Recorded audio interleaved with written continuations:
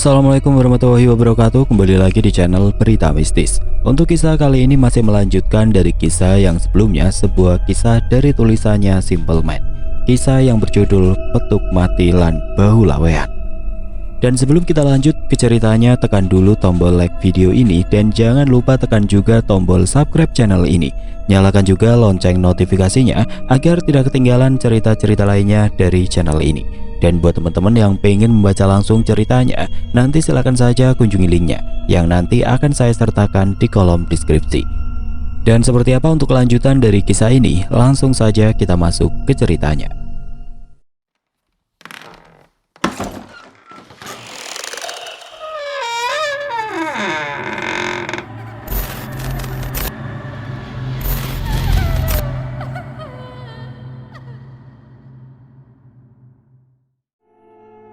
Di beberapa tempat di pelosok Jawa ada sebutan bagi sebuah fenomena kelahiran manusia dengan cara yang tidak lazim. Dan di beberapa tempat itu, hal ini disebut dengan ngaden. Ada pula yang menyebutnya cairang. Tapi baru kali ini, Doni sadar bila ini semua merujuk pada hal yang sama. Semua sama persis dengan ciri si petuk mati. Tidak salah lagi, lelaki yang ada di hadapannya ini adalah seorang manusia yang lahir dari perut mayat yang sudah 100 hari mati. Pantas saja Doni merasakan firasat yang tidak mengenakan sewaktu dekat dengan dirinya. Selain itu, beliau tidak banyak bicara. Hal itu dikarenakan separuh dari bibirnya terbuka dengan menampakkan bagian dalam rahangnya. Namun dari kesemua itu, ada satu hal yang membuat Doni bergidik. Pada bagian anyit, yaitu titik tengkorak pada kepala manusia yang ada pada bagian belakang, ada benjolan yang berwarna kekuningan menyerupai luka bernanah. Namun bila diperhatikan dengan seksama, seperti tulang yang menyembul keluar. Lelaki itu hanya diam saja, tidak menyadari Doni. Kepul asap dari atas panggung kecil di dalam kamar masih menjadi fokus Doni. Layaknya orang berritual, ia beberapa kali menggoyang-goyangkan badannya ke kanan dan ke kiri. Sementara Mbak Pini, layaknya wanita yang kosong, ia menatap ke depan tanpa melakukan apapun. Lama sekali si petuk mati melakukan hal itu. Sebelum dia berdiri dengan mengambil selembar kain, bukan kain yang sama yang membalut kepalanya, melainkan kain dari dalam lemari kecil yang ada di sudut, berwarna putih kusam karena debu. Ia mendekati Mbak Pini pelan-pelan. Tepat ketika beliau berdiri di samping Mbak Pini, tangannya nampak memijat bagian leher belakangnya dan wanita itu baru bereaksi. Ia seperti ingin memuntahkan sesuatu dari dalam perutnya. Doni masih tidak bergerak sama sekali, bernafas pun enggan. Ia menahan semua itu sendirian. Dari suara lilin yang ada di atas meja, api kecil itu bergoyang-goyang hebat, sementara Mbak Pini mulai meraung kecil. Bagian mulutnya ada sesuatu yang berwarna kehitaman. Ya, Mbak Pini memuntahkan itu di tepian ranjang tempat si lelaki berdiri. Si lelaki menekan bagian tengkuk Mbak Pini, cukup lama sampai membuat wanita itu mungkin kehabisan cairan yang ada di dalam perutnya. Barulah setelah mulai perlahan mereda, si lelaki melepaskan Mbak Pini. Ia mengusap tangannya dengan kain putih di tangannya yang lain. Sebelum ia membekap kepala Mbak Pini, mengikatnya dengan temali berwarna putih. Anehnya, Mbak Pini seperti tidak melawan sama sekali. Setelah itu barulah beliau pergi meninggalkan Mbak Pini di dalam kamar. Doni hanya termangu dalam diam. Diam yang tidak dapat berkata apa-apa lagi. Sementara Mbak Pini cuma duduk, tapi kedua tangannya membelai-belai perutnya sendiri. Doni merasa ada yang janggal. Entah kenapa di kamar ini rasanya bulu kuduknya tiba-tiba berdiri. Kemana si lelaki itu pergi? Kenapa Mbak Pini ditinggalkan seperti ini? Saat membelai itu Mbak Pini bersenandung. Suaranya lembut. Doni baru tahu Mbak Pini bisa bernyanyi lagu anak-anak. Doni lekas bergegas pergi. Sewaktu ia baru mau melangkah pergi, nyanyian lagu Mbak Pini mendadak berhenti. Ia memandang ke tempat Doni dengan kepala tergedek. Doni belum pernah semerinding saat itu. Namun Mbak Pini yang melihat dengan kepala terbungkus kain hanya diam, seperti mematung. Doni pun beranjak pergi. Ia lekas meninggalkan tempat itu tanpa lagi bertanya apa yang sedang dilakukan oleh mereka. Sewaktu melangkah di lorong, Doni terhenti ketika di meja makan, si lelaki duduk dengan 2 cangkir kopi yang sudah tersaji. Seolah-olah beliau sudah menunggu kedatangan Doni. Dia tidak banyak bicara, tidak juga menyapa Doni. Bahkan nampaknya segelas kopi itu bukan untuknya. Tetapi ketika beliau melihat dalam-dalam mata Doni, ia menunjuk-nunjuk pintu kamar tempat Doni tadi pergi. Di sana masih terdengar lembut senandung yang dinyanyikan Mbak Pini sebelum hening. Ruangan tempat Mbak Pini mendadak hening. Sunyi. Doni yang masih sangat kecil tidak mengerti apa-apa. Ia berdiri tidak bergerak sama sekali dari tempatnya. Berulah kali pertama itu Doni mendengar suara seseorang yang menjerit dengan begitu keras, seperti orang yang kerasukan. Sangat-sangat keras, lelaki itu menutup telinga Doni, membawanya kembali ke kamarnya. Beliau menuntun bocah laki-laki itu tanpa sepatah kata pun. Setelah si petuk mati membuka pintu kamar tersebut, barulah Doni bisa melihat Mbak Pini sedang duduk sembari mengelus-ngelus perutnya yang terlihat semakin membesar. Kepala Mbak Pini masih terbungkus kain berwarna putih kusam tersebut. Namun ada kejanggalan di mana pada beberapa titik bagian kepala Mbak Pini terlihat kalau kain itu dinodai tetesan darah yang nampaknya berasal dari kepala Mbak Pini sendiri. Doni hanya bisa diam mematung menyaksikan hal itu. Ia tidak dapat berbicara sedikit pun. Setelah itu barulah petuk mati mengangkat tubuh Mbak Pini, menggendongnya di atas punggungnya sembari membawa tubuh Mbak Pini entah pergi kemana. Mimik wajahnya melihat ke tempat Doni yang sedang berdiri. Meskipun ia tidak berbicara sedikit pun kepada Doni, namun nampaknya ia memberi gestur agar Doni mengikuti dirinya. Aura orang ini benar-benar membuat sekujur tubuh bergidik ngeri. Di dekat rumah memang ada setilik jalur menuju hutan lebat di bawah lereng kaki gunung. Petuk mati ini berjalan dengan langkah kaki yang tenang, tanpa menggunakan alas kaki. Beliau bisa tahu harus berjalan kemana, menghindari batu kerikil dan tanah berlumpur, menyusuri setapak demi setapak jalan sampai akhirnya mereka sampai di sebuah gubuk lain yang berada tepat di bawah kaki pohon beringin yang cukup besar. Anehnya, selama petuk mati membawa Mbak Pini yang kepalanya masih terbalut dengan kain tersebut seperti dirinya, Mbak Pini sama sekali tidak menunjukkan gestur melawan. Doni pun sama saja, ia benar-benar menurut apa yang diperintah oleh si petuk mati ini. Di dalam gubuk itu si petuk mati kemudian membawa Mbak Pini masuk. Gubuk ini jauh lebih kecil jika dibandingkan rumah yang sebelumnya. Di dalamnya hanya ada satu ruangan dengan ranjang kayu biasa dengan api yang menyala dari sebuah petromak yang tergantung di atas dinding. Selain ranjang kosong tanpa ada apapun di atasnya. Ada sebuah meja kayu dengan banyak sekali ulin dan berbagai bumbu dapur seperti bawang putih, bawang merah, cabai dan lain sebagainya. Mbak Pini dibiarkan berbaring di sana. Sementara si petuk mati nampak membuat sesuatu dari berbagai tanaman serta bunga-bungaan yang tersaji di atas meja. Tanpa lama kemudian, Doni bisa mendengar jika Mbak Pini terengah-engah, seperti kesulitan bernapas di bawah kain kusam tersebut. Mungkin saja Mbak Pini sedang kesakitan akibat kain yang menutupi kepalanya. Tapi si petuk mati seperti membiarkannya begitu saja. Doni juga tidak berani berbuat apa-apa. Dia takut jika melakukan sesuatu, petuk mati akan menghukumnya. Tahu kalau Doni tidak tega, si petuk mati kemudian memberikan gestur kepada Doni untuk pergi. Ia menyuruh anak itu mengambil air di sumur yang ada di belakang. Doni awalnya ragu apakah ia berani berjalan keluar saat malam gelap seperti ini, apalagi tempat ini nampak mengerikan dan juga sedang ketakutan.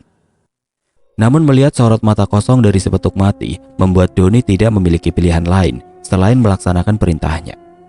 Ia segera melangkah keluar dari pintu gubuk dan langsung melihat semak belukar dengan banyak sekali pohon-pohon tinggi besar sejauh mata memandang. Doni berjalan hanya menggunakan alas kaki karet yang sudah usang. Ia menghindari tanah berlumpur dan batu kerikil. Selama ia menyusuri jalan, Doni merasa mendengar suara kendang dari kejauhan, seperti ada yang sedang mengadakan hajatan yang tidak jauh dari tempat dia berada. Doni terus berjalan dan berusaha mengabaikannya, hingga akhirnya sampailah dia di sebuah sumur kecil yang nampaknya sudah lama tidak digunakan. Doni cepat-cepat meraih timba dan segera menurunkannya untuk mengambil air yang ada di dalamnya. Selama ia berada di sana, entah kenapa badan dan leher Doni tiba-tiba merinding. Tidak hanya itu saja, bulu kuduknya berdiri, merasakan sesuatu yang tidak mengenakan. Bahkan Doni tidak berani melihat ke sana kemari karena perasaan takut yang tiba-tiba meluap begitu saja. Doni fokus pada tali yang mengikat timba dan mendengarkan suara kerepiuk air saat menyentuh kedalaman. Dengan perasaan lega, Doni menariknya perlahan. Suara gendang, kending dan tabuhan gamelan masih terdengar dari kejauhan. Namun Doni berusaha abai dengan suara-suara asing itu. Hingga timbul suara lain yang membuat sekujur tubuh Doni tidak bisa bergerak dengan normal. Suara itu tidak lain adalah suara tali tambang yang seperti ditarik-tarik dari bawah kedalaman sumur. Doni menatap tali itu yang bergerak-gerak dengan sendirinya. Ada perasaan ingin melihat. Doni pun mendekati sumur perlahan-lahan. Ia berusaha menjaga keseimbangannya agar tidak tergelincir. Dan saat Doni melihat ke lubang yang sepenuhnya hitam itu, Doni tidak bisa melihat apa-apa. Ia termangu sebentar sebelum minggat. Jerit suara wanita keluar dari dalam sana. Doni bergegas pergi. Ia dengan langkah sempoyongan membawa air, berusaha pergi dari tempat itu. Meski sekilas Doni sempat melihat seorang wanita berambut hitam kerinting panjang. Ia sedang berdiri di antara air yang hanya setinggi dadanya. Ia sedang menimang janin di tangannya. Sampailah Doni di depan gubuk. Entah kenapa tempat ini benar-benar tidak nyaman. Meski sendirian, Doni merasa kalau ramai, sesuatu mengawasinya dari segala penjuru. Bulu kuduk pun tidak henti-hentinya berdiri. Doni segera mengetuk pintu dan memberikan air yang Doni bawa ke petuk mati. Laki-laki itu tidak berbicara. Ia hanya melihat air yang Doni bawa, kemudian menutup hidungnya. Doni pun melihat ke tempat air dan betapa terkejutnya melihat air yang sebelumnya jernih tiba-tiba menjadi keruh. Keruhnya ini seperti ada genangan darah yang bercampur. Untungnya si petuk mati tidak protes. Ia membawa air itu menaburinya dengan bunga kemudian membawanya ke tempat Mbak Pini sedang duduk di atas ranjang. Sedangkan wanita itu masih sama. Ia duduk dengan tenang, kepalanya masih dibalut kain kusam. Pemandangan ini terlihat ganjil. Petuk mati kemudian mengguyur tubuh Mbak Pini, menggosok tangannya berkali-kali, membiarkan wanita itu merasakan dinginnya air malam-malam. Sebelum suara kendang dan gamelan yang sempat Doni dengar tadi, kali ini semakin intens, seolah para penabuhnya berada di luar gubuk ini. Petuk mati kemudian membuang kain yang menutupi tubuhnya, menunjukkan kulitnya yang nyaris berwarna hitam legam. Doni tidak tahu apa yang terjadi, namun dari gestur tubuh si petuk mati, nampaknya ia terlihat cemas. Beberapa kali ia sedang mencari sesuatu, meletakkan benda-benda janggal. Seperti batang tebu, potongan bambu kuning, bahkan beberapa kali dia melempar semacam bubuk garam ke tembok. Dan disinilah Mbak Pini yang sebelumnya tidur tiba-tiba duduk dengan posisi menunjuk Doni. Anak itu seketika merinding. Petuk mati kemudian menyeret tubuh Doni membawa anak itu berada di samping Mbak Pini. Selepas itu barulah petuk mati berdiri di depan Mbak Pini. Beliau kemudian membentangkan kedua kakinya. Doni bisa melihat laki-laki itu memasukkan kedua tangannya ke dalam bagian intim. Suara gamelan kian bertambah semakin keras, membuat Doni merinding luar biasa. Ada sesuatu yang sedang dilakukan petuk mati. Anehnya, Mbak Pini hanya duduk dengan kepala masih membuntal kain. Tidak ada jeritan ataupun penolakan. Tidak lama kemudian dari tembok-tembok kayu terdengar suara ketukan yang intens. Seperti diketuk oleh berpuluh-puluh orang secara bersamaan. Doni yang berdiri di samping Mbak Pini pun mulai khawatir. Sebenarnya, apa yang sedang terjadi di tempat ini? Tidak lama kemudian petuk mati menarik sesuatu dari kedua kaki Mbak Pini. Sesuatu yang dibawa di tangannya nampak seperti segumpal darah berwarna merah. Merah sekali dengan temali yang panjang dan masih terhubung dengan Mbak Pini. Doni membuang wajahnya ketika menyaksikan hal ini. Entah apa yang dilakukan oleh si petuk mati selanjutnya, karena segumpal daging itu ditutupi oleh kain yang sebelumnya petuk mati itu pakai. Sesuatu itu benar-benar ditutupi keseluruhannya. Bahkan Doni tidak bisa melihat setitik pun daging yang masih dipenuhi oleh darah segar. Laki-laki itu meletakkannya di atas meja dengan diikat menggunakan tali.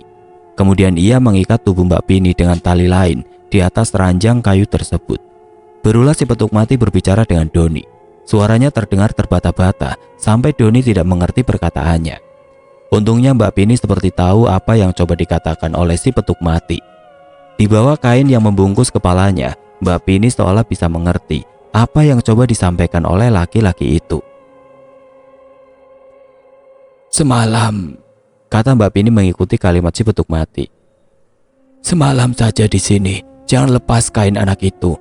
Jangan lepas penutup kepala istriku juga. Jaga mereka agar tidak terhubung satu sama lain. Jangan biarkan ada yang bersuara. Jangan buka pintu. Tetap di sini sampai malam besok saat saya sudah kembali." Malam itu petuk mati kemudian keluar. Ia pergi begitu saja tanpa memberitahukan apa yang terjadi jika Doni tidak bisa menjaga pantangan itu. Laki-laki dewasa meninggalkan anak kecil sendirian.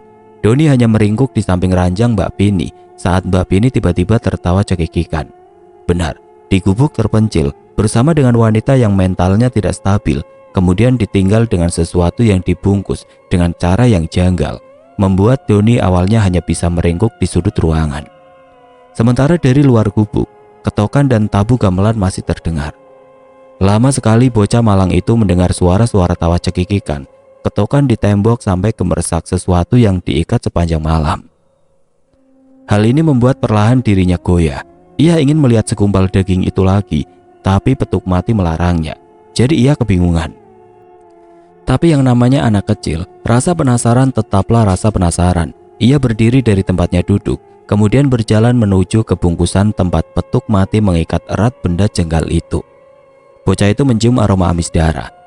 Bagaimana Doni bisa tahu? Karena ia cukup mengenali aroma ini dari bangkai yang selalu dibawa pulang oleh petuk mati.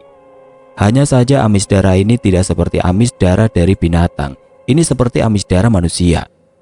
Bocah itu tahu di mana petuk mati menyembunyikan bilah pisaunya. Maka ia mengambilnya. Dengan tangan kecilnya bocah itu mulai menggesek bilah tajam pada tali dan sesuatu yang ada di dalamnya bergerak dengan gerut yang lembut, membuat Doni seperti menahan nafasnya. Aroma amis semakin tercium menyengat.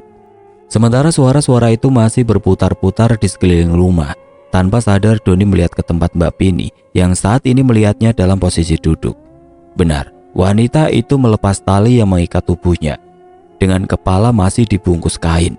Wanita itu hanya duduk dan melihat ke tempat Doni sambil menggelengkan kepalanya ke kiri dan kanan dengan gerakan yang sangat janggal. Doni hanya bisa diam mematung. Ia menelan ludahnya. Apa yang baru saja dia lakukan seperti kebodohan yang sudah diatur. Anehnya Mbak Pini tidak bergerak sama sekali. Ia benar-benar hanya duduk saja dan seperti bisa melihat keberadaan Doni. Bocah itu kembali pada gumpalan yang ada di hadapannya. Dengan sedikit menggunakan otot, ia berhasil membuat benda itu jatuh ke atas meja setelah sebelumnya dalam posisi tergantung. Kini Doni bisa melihat sesuatu yang ada di dalamnya menggeliat. Nafasnya terasa semakin berat karena entah perasaan macam apa yang sekarang ada di dalam dadanya. Doni kemudian memotong pengikatnya dan kain itu terbuka dengan sendirinya. Seperti yang Doni duga, sesuatu yang ia bayangkan itu benar-benar janin manusia, hanya saja dalam bentuk paling ganjil yang belum pernah dia lihat sebelumnya. Ia seperti segumpal daging tidak berbentuk, memiliki 2 kaki dan 2 tangan, tapi dipenuhi guratan tidak rata. Sekujur tubuhnya terus mengeluarkan darah. Semua mengalir dari pori-pori kulitnya, tapi yang paling menakutkan dari semuanya, janin malang itu tidak memiliki mata, hanya lubang hidung dan mulut kecil yang tidak sempurna. Cukup lama Doni melihat janin kembal itu sampai tanpa Doni sadari, kedua bahunya digenggam oleh tangan Mbak Pini yang seperti sedang mengamati janin itu. Doni terkesiap, ia menandahkan kepala melihat wanita itu tertawa kecil. Sekujur tubuh Doni tiba-tiba saja merinding dibuatnya. Mbak Pini mengambil janin itu membawanya ke atas ranjang seperti sedang menimang-nimang. Doni masih tidak bergerak dari tempatnya. "Nah, kesini," kata wanita itu kepada Doni. Bocah itu menggelengkan kepalanya. Tapi Mbak Pini terus melambai-lambaikan tangannya. Doni yang tidak punya pilihan lain mendekat malu-malu. Ia menghindari tatapan langsung dengan janin yang ada di pangkuannya. "Anak ganteng. Anak ibu cantik ya." Doni terpaksa melihat bentuk bibirnya yang kecil. Selaputnya seperti tidak sempurna. "Ibu bisa minta tolong, bukakan kain ini biar ibu bisa melihat anak ibu lebih jelas." Doni tertuju pada kain yang berwarna kusam dengan darah yang sudah lama mengering di sana sini. Doni baru menyadari jika pada kain yang menutup kepala Mbak Pini hanya diikat dengan 1 tali yang mengikat di leher. Doni tentu saja tidak langsung mau melakukannya. Tapi Mbak Pini mencondongkan putrinya, membuat janin itu menjejak-jejakkan kaki dan tangannya. "Bukakan nak, gak apa-apa, sebentar saja." Doni meski awalnya tidak akan pernah menuruti kata Mbak Pini, tapi anehnya ia akhirnya menurut. Ia buka pelan-pelan tali pengikatnya yang nampaknya dari sobekan kain yang sama. Setelah selesai membuka kain, Doni melepas kain penutupnya. Ia buka secara perlahan hingga bagian dagu dan bibirnya terlihat. Saat itu Doni menyadari jika kulit wajah Mbak Pini nampak berbeda. Teksturnya keriput seperti kulit nenek-nenek tua, bahkan giginya kuning dengan ukuran yang lebih besar. Ya, sepertinya Mbak Pini menyadari jika Doni malang sudah tahu sehingga ia sempat menyeringnya sedikit. Di situ Doni mengurungkan niat untuk membukanya, tapi dasar Mbak Pini sudah berbeda. Ia bisa melepas penutup kepalanya itu sendiri. Satu tangan Doni dicengkram sangat kuat. Doni tentu melawan. Ia benar-benar ketakutan. Tapi dasar tenaga anak-anak tidak akan sanggup melawan tenaga orang dewasa. Kepala Doni dibelai sangat lembut sebelum ia membisiki, "Menurut saja ya nak, tidak akan ada yang celaka." Sepanjang malam Doni menemani Mbak Pini menyusui janin yang diselimuti dengan kain itu. Doni tidak tahu lagi harus merasa mual atau takut. Mbak Pini pun tidak mencelakai seperti yang dibayangkan sebelumnya. Ia justru membelai Doni sampai akhirnya bocah itu tertidur. Saat Doni terbangun dari tidurnya, ia melihat seseorang sedang duduk di bawah kakinya. Petuk mati rupanya sedang melihatnya. Kali ini Doni bisa melihat wajahnya dengan jelas. Sorot matanya yang entah marah atau apa benar-benar tidak bisa ditebak. Ia melihat Doni dengan mata nanar. Laki-laki itu kemudian menggeleng-gelengkan kepala sebelum mengangkat bocah malang itu. Doni sempat melawan, tetapi tenaga petuk mati jauh lebih besar bahkan dari Mbak Pini sekalipun. Di malam yang gelap gulita itu, laki-laki itu membawanya pulang ke rumah. Dan di rumah itu Doni bisa melihat Mbak Pini terbujur di atas lantai, di atas jarik yang dibentangkan. Wajahnya nampak pucat. Sementara di sampingnya ada kandang ayam tempat janin yang sebelumnya Doni lihat kini menyerupai bayi, hanya saja bayi itu tetap saja cacat. Tidak ada yang tahu alasan kenapa bayi itu diletakkan di bawah kandang ayam.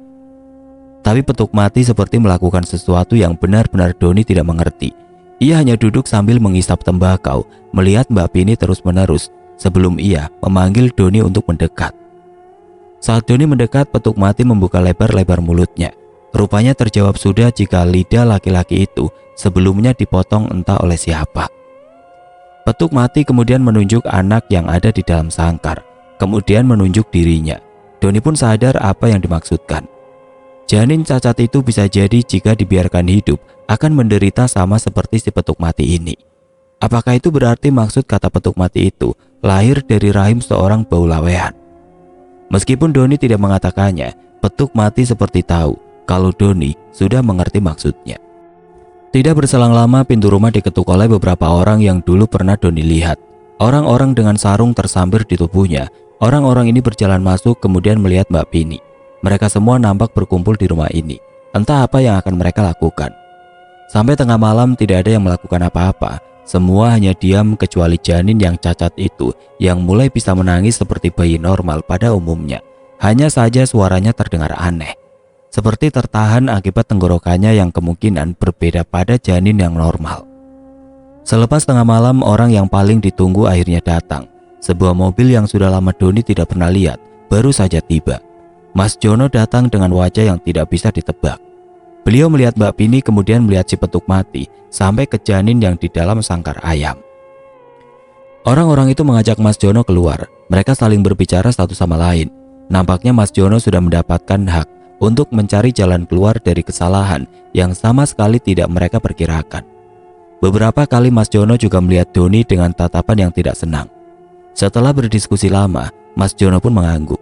Beliau kembali masuk dan akan menerima segala resikonya. Petuk mati itu berdiri. Ia membawa janin itu di tangannya, menyelimutinya, kemudian membawa Doni ikut pergi bersama dengan orang-orang yang lain. Mereka semua lagi-lagi masuk ke dalam hutan. Sementara Mas Jono masih tinggal di rumah ini bersama dengan Mbak Pini. Doni sebenarnya ingin menolak, tapi orang-orang itu memaksanya untuk ikut.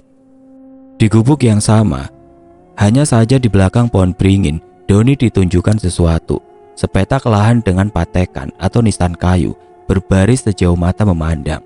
Ada puluhan patek ditancapkan tanpa ada nama pada kayu-kayu itu. Ukurannya tidak lebih panjang dari janin yang dibawa petuk mati. Beberapa orang kemudian membawa daun pisang, melemparkannya ke salah satu lubang galian. Doni menyaksikan setiap gerak-gerik yang dilakukan orang-orang ini. Rasa-rasanya dia tahu apa yang akan terjadi selanjutnya. Doni berharap hal itu tidak akan terjadi, tapi petuk mati melakukannya. Ia membawa janin itu turun, meletakkannya begitu saja di sana, menutupinya dengan daun pisang. Tidak berselang lama, tanah mulai dijatuhkan satu persatu menutup lubang itu. Doni kemudian dipaksa untuk meminum sesuatu yang kental seperti lendir. Tenggorokannya bisa merasakan rasa pahit yang teramat sangat. Seperti dibakar, sampai badannya lemas terkulai. Barulah dia dibiarkan jatuh di atas tanah yang sama. Dan dia bisa mendengar suara bayi yang menangis. Sebelum Doni mendengar suara bayi menangis, ia mendengar orang-orang itu berkata, Bawa lari ibu keluar dari hutan. Jangan dengarkan siapapun yang tidak kamu kenal. Di hutan semuanya pembohong." Doni bangun di atas kuburan yang baru saja digunakan untuk mengubur janin cacat itu, dan sekarang di setiap patek nisan yang Doni lihat seorang wanita masing-masing sedang menimang bayi mereka masing-masing. Begitu mereka sadar dengan kehadiran Doni, mereka mengatakan satu hal yang sama. "Nah, ini ibu, bawa ibu pulang."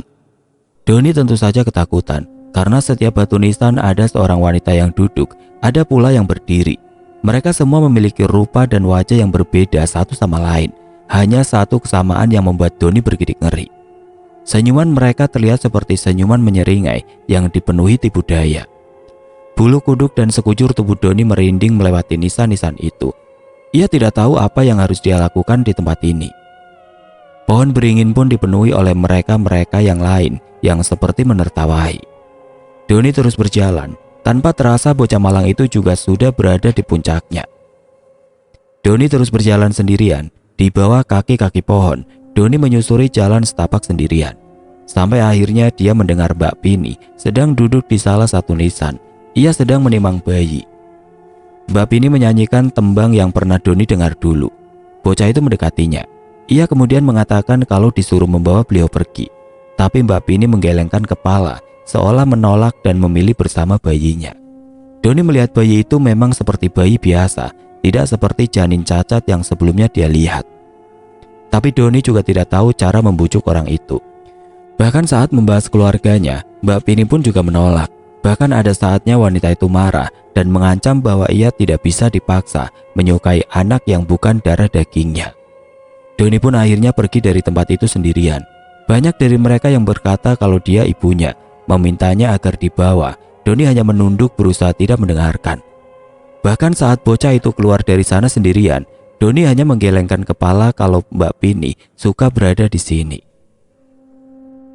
Orang-orang itu pun tidak berkata apa-apa. Tapi Mas Jono yang kemudian menemui Doni mengatakan kalau saja Doni menurut dan tidak melakukan hal sial seperti melihat petuk mati yang lahir dari rahim Mbak Pini, semua tidak akan serumit ini. Sekarang tidak ada yang bisa dilakukan. Setelah janin cacat itu dikubur, petuk mati akan terus berada di sana, di kuburan itu berpuasa sendirian. Tapi Mbak Pini juga tidak bisa pulang. Mas Jono pun tidak mengatakan apapun lagi, kecuali ada keajaiban Mbak Pini bisa menemukan jalan pulang. Tapi hal itu tidak akan pernah terjadi. Mas Jono juga mengatakan kalau bayi-bayi yang Doni lihat adalah janin-janin dari bahu lawean yang pernah meminta tolong sama petuk mati ini. Kebanyakan dari mereka bisa melewati masalah ini karena kusen mereka yang memang tidak seceroboh Doni. Salah Mas Jono juga memilih Doni yang belum akil balik, tapi keadaan sudah memaksa dan semua sudah terjadi. Sekarang tidak ada lagi yang bisa Doni dan Mas Jono lakukan. Mereka harus membawa Mbak Pini pulang. Bagaimanapun, wanita itu masih hidup, hanya belum bisa pulang.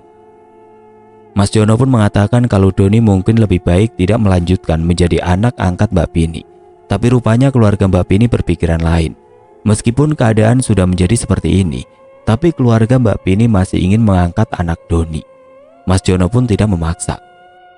Selama tumbuh di keluarga Mbak Pini, Doni yang mengurus beliau. Wajah Mbak Pini sering murung seperti orang yang melamun. Kadang seharian beliau hanya duduk di kamar, memandang jendela dengan tatapan yang kosong. Kadang ia duduk sambil menimang bayi dan bersenandung sendirian. Tapi pada suatu malam, Doni merasakan angin berembus melewati tubuhnya. Doni turun dari ranjang, mencari dari mana firasat buruk itu datang. Rupanya Doni melihat sekilas ada yang sedang berjalan di lorong sendirian. Sosok yang Doni lihat ini terlihat familiar. Sosok ini masuk ke dalam kamar Mbak Pini tengah malam seperti ini. Dan benar saja, saat Doni mengikuti, Doni dibuat terkejut saat menemukan Mbak Pini sedang duduk menatap dirinya sembari menyeringai. Beliau mengelus-ngelus perutnya yang sudah membesar hanya dalam waktu satu malam. Mbak Pini kembali mengandung. Dan itu adalah anak yang paling ditunggu. Orang-orang yang selama ini menemani petuk mati kemudian berkata, kalau anak itulah yang menjadi pembayaran setelah apa yang petuk mati kerjakan. Mas Jono juga terlambat menceritakan ini. Beliau tidak menyangka Mbak Pini bisa pulang. Jadi maksudnya, karena kesalahan yang dilakukan Doni, petuk mati mengambil resiko jalan lain, yaitu meminta anak yang lahir dari rahim Mbak Pini. Anak ini itu anak yang dulu gagal dilahirkan. Ada alasan yang tidak bisa dijelaskan kenapa petuk mati menginginkannya, dan karena hal itu Mbak Bini menjadi gila. Dan begitulah Doni menceritakan kalau sampai saat ini ia menyimpan rasa bersalah ini. Ia tidak pernah meninggalkan keluarga ini. Bahkan sampai cerita ini ditulis. Oke teman-teman, sekian untuk kisah kali ini. Bagaimana menurut kalian tentang kisah ini? Tulis komentar kalian di kolom komentar. Dan buat teman-teman yang baru bergabung, jangan lupa untuk like, komen, share, serta subscribe channel ini. Dan nantikan kisah-kisah horor berikutnya tetap di channel Berita Mistis. Wassalamualaikum warahmatullahi wabarakatuh.